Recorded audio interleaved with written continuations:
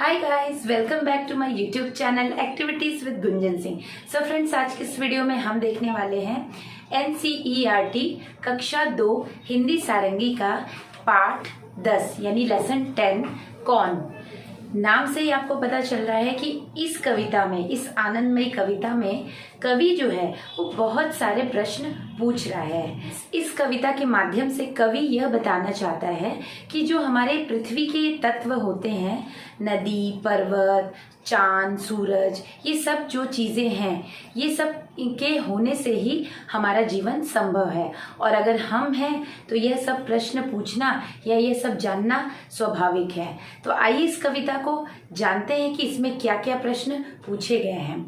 But video start करने से पहले अगर आप मेरे चैनल पे नए हैं तो प्लीज मेरे चैनल को सब्सक्राइब कर लीजिए, बेल आइकन को प्रेस कर लीजिए ताकि आने वाली किसी भी वीडियो का नोटिफिकेशन आपको मिल पाए। अगर आप एक टीचर हो या फिर आप खुद भी अपने बच्चों को पढ़ाते हो तो आपको कहीं ना कहीं यूजफुल हो सकती है। तो चलिए फ्रेंड्स, वीडियो को स्टार्ट करते हैं। अगर न होता चांद रात में हमको दिशा दिखाता कौन, अगर न होता सूरज दिन को सोने सा चमकाता कौन। तो कवि ने इतनी सुंदर पंक्तियां लिखी है जिसमें उन्होंने बोला है, बताया है कि अगर ये सूरज और चांद नहीं होता तो क्या होता। अगर ये चांद रात में नहीं होता तो हमें दिशा दिखाता कौन। दिशा दिखाने का तात्पर्य यहाँ पर जो कवि है वो यह बता रहे हैं कि अंधियारी रात में, यानी अंधेरी रात में एक चांद ही है जो चांद के प्रकाश से हमें रास्ता दिखाई देता है। हमें मतलब उसकी लाइट इतनी अच्छी होती है, इतनी तेज होती है, चमकदार होती है कि हमें बिल्कुल रास्ता साफ और क्लियर दिखाई देता है। तो अगर यह चांद रात को नहीं होता तो हमें दिशा, हमें यानी कि रास्ता कौन दिखाता। फिर ठीक इसी तरह से कहा गया है कि अगर न होता सूरज दिन को, दिन में अगर सूरज नहीं होता तो सोने सा चमकाता कौन। यानी कि सूरज की किरणें जब निकलती है और चारों ओर फैल जाती है तो हर एक वस्तु, हर एक पेड़, हर एक चीज बिल्कुल चमकती हुई दिखाई देती है। यानी चमकाता यानी चमकना, चमकती हुई सुनहरी दिखने लगती है। लेकिन यही अगर बादल होता है, सूरज की रोशनी नहीं होती, बादल होता है, तो हमें उस दिन चमकती हुई हमारी जो एक बोलते हैं ना सनी डे, बिल्कुल चमचमाता दिन नहीं दिखाई देता है। इसीलिए कहा गया है कि अगर सूरज नहीं होता तो सोने सा चमकाता कौन। आखिर ये काम कौन करता है। चलिए अगली पंक्तियां देखते हैं। अगर न होती निर्मल नदियां जग की प्यास बुझाता कौन, अगर न होते मीठे पर्वत झरने भला बहाता कौन।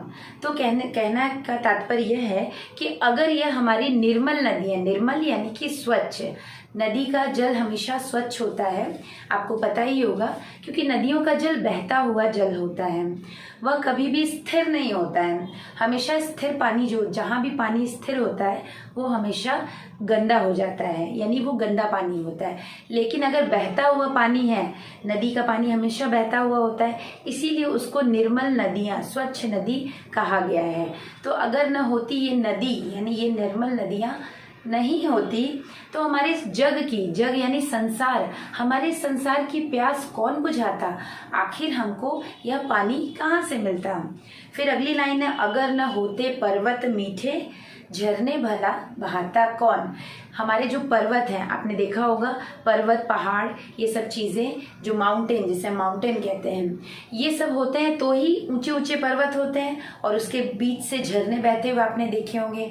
झरने का पानी भी बहता हुआ होता है, इसीलिए वो साफ और स्वच्छ होता है। यहाँ पे कहा गया मीठे झरने भला बहाता कौन। मीठे झरने से तात्पर्य यह है, झरने का पानी थोड़ा मीठा होता है। मीठा का सेंस ये है कि वह पहाड़ों पे जो बर्फ होती है उसके पिघलने से झरने बनते हैं। नदियों के पानी, उन सब से, बारिश का जो पानी होता है उससे झरने आपको देखने को मिलते हैं। तो जो उसका पानी होता है वह क्या होता है, चट्टानों के बीच से बहते बहते आता है, जिसकी वजह से उसमें जो नमक की मात्रा होती है वो कम हो जाती है, खत्म हो जाती है, जिसकी वजह से वह पानी बहता, स्वच्छ और बिल्कुल मीठे होते हैं। इसीलिए कहा गया है कि झरनों का पानी किसी कविता के माध्यम से, यानी किताबी तौर पर बोलते हैं कि मीठे झरने, ऐसा बोला गया है। तो कवि ने भी यहाँ पर यही कहा है कि अगर ये जो पर्वत मीठे पर्वत की बात की गई है।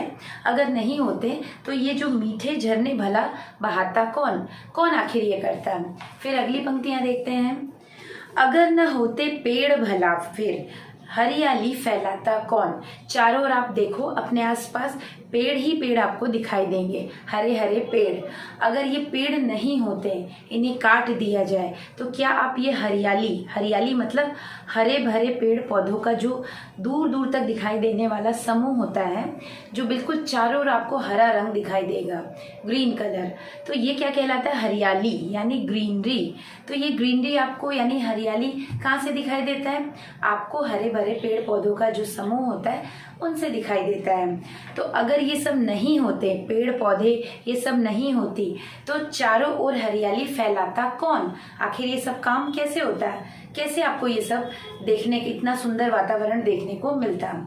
अगली लाइन है कि अगर न होते फूल बताओ खिल खिल कर मुस्काता कौन। फूलों को, खिले हुए फूलों को आप देखना, आपको ऐसे लगेगा कि एक एक फूल मुस्कुरा रहा है, एक एक फूल, क्योंकि फूलों को देखकर हम खुद भी, हम बिल्कुल फ्रेश फील करते हैं। फ्रेश फूल को आप देखो, आपके पास हो या आपने कहीं गार्डन में देखा हो, तो आपको अंदर से एक अच्छी सी फीलिंग आएगी। क्यों, क्योंकि फूल ऐसे ही होते हैं जैसे लगता है कि मुस्कुरा रहे हैं। तो अगर न होते फूल बताओ तो खिल खिल कर मुस्कुराता कौन। अगली पंक्तियां हैं। अगर न होते बादल नभ में, अगर बादल हमारे नभ में, नभ यानी कि आकाश, आकाश में अगर बादल ना हो तो इंद्रधनुष रच पाता कौन। इंद्रधनुष कैसे बनता। फिर अगर न होते हम तो बोलो ये सब प्रश्न उठाता कौन। यानी कि कवि कहना चाह रहा है, क्योंकि ये कविता कवि बाल स्वरूप राही जी ने लिखी है, तो उन्होंने ही ये सारे जो प्रकृति के तत्व हैं, जैसे सूरज, चांद, नदियाँ, पर्वत, इन सब चीज़ों के बारे में उन्होंने प्रश्न उठाया है। तो अगर न होते हम तो बोलो, अगर वो कवि नहीं होते तो ये सब प्रश्न उठाता कौन।